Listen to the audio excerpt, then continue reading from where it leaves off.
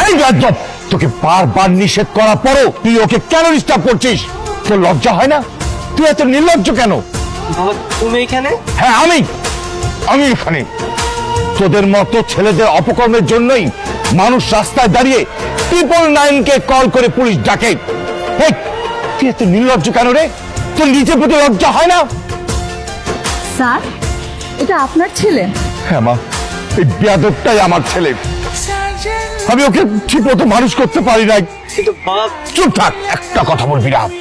এতদিন আমার সরলতা দেখেছিস, ভালোবাসাটা দেখেছিস। আজকে তোকে থানায় নিয়ে গিয়ে বুঝিয়ে দেবো যে আমি প্রয়োজনে কতটা কঠোর হতে পারি। একে থানায় ধরে নিয়ে যাও। তুমি একা কেন? আমার ছেলে কই? অপরাধীকে বিচার না করে ছেড়ে দেওয়া যায় না, সেটা তুমি জানো না? মানে কি? আর আমার ছেলেকে আনলা না, আবার বলতেছো অপরাধী? একদম চুপ থাকবা। ওই মেয়ের আশেপাশে হতে থাকবি, আর মেয়ের ছায়া হতে পারবি না বলে রাখলাম। মাহি দাঁড়াও, তোমার সাথে আমার কিছু কথা আছে। কি বলবেন বলেন। তুমি হৃদয়ের বিরুদ্ধে মামলাটা তুলে নাও না, হৃদয় কখনো তোমাকে ডিস্টার্ব করবে না। পুলিশ ধরে নিয়ে গেছে, পুলিশকে বলুন। আমাকে এসে বলছেন কেন? চলুন তো মামা। আমি তোমার মায়ের মতন, আমি জানি আমার ছেলেটা অনেক বড় অন্যায় করে ফেলছে, এই জন্য আমি অনেক লজ্জিত মা।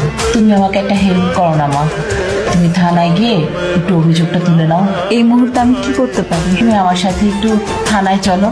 আচ্ছা ঠিক আছে। হৃদয়ের বিরুদ্ধে আমার কোনো অভিযোগ নেই। তুমি ভেবেচিন্তে বলছো তো?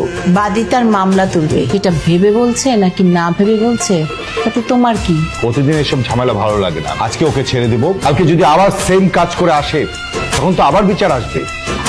আমি আর ওর বিরুদ্ধে বিচার দেবো। সিগনেচার নিয়ে ওকে ছেড়ে দেবো।